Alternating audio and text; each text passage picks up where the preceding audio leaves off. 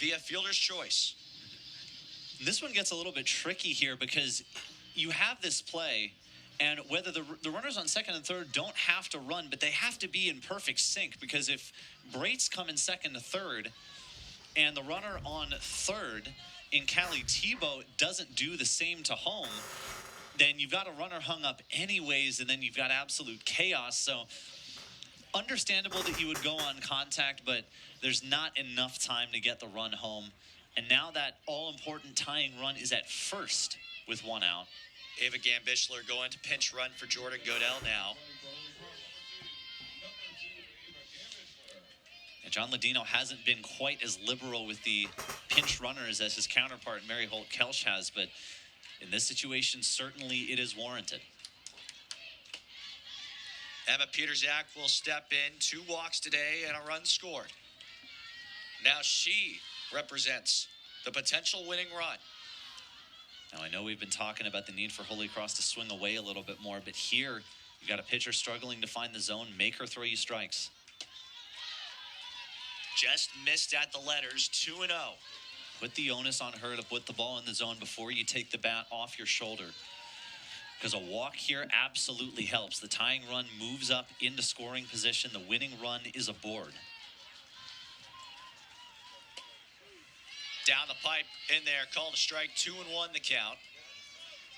And now you can start to give a little bit of credibility. She put a pitch in the zone. I don't know that there's anybody you can go to at this point.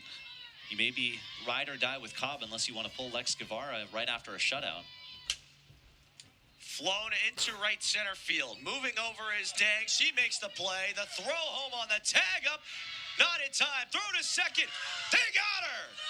Double play to end it. And Brown gets the win 5-4 in game 2.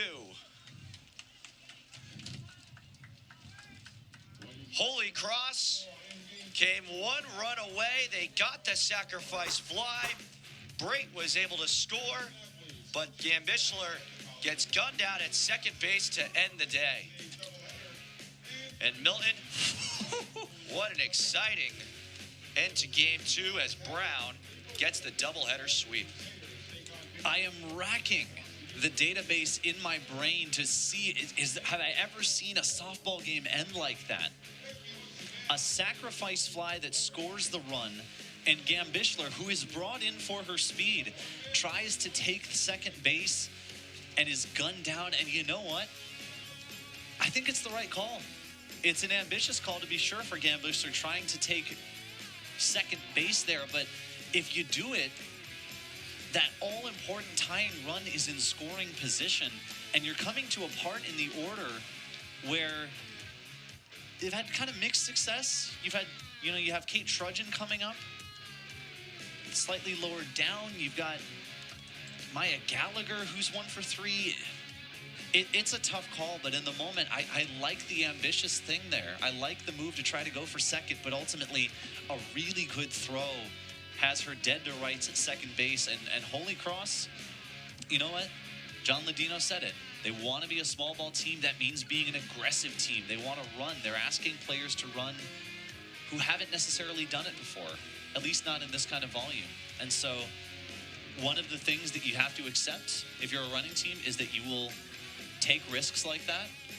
And as long as they're the right risks. But Holy Cross, once again, the offense comes on strong like it did against Siena yesterday, but just a little bit too much ground to close. A lot to like, but still, the runners in scoring position from the first game extended too long into the second game, and by the time they started to mount the charge, it was a 4-run hole, and they came just shy of digging their way out.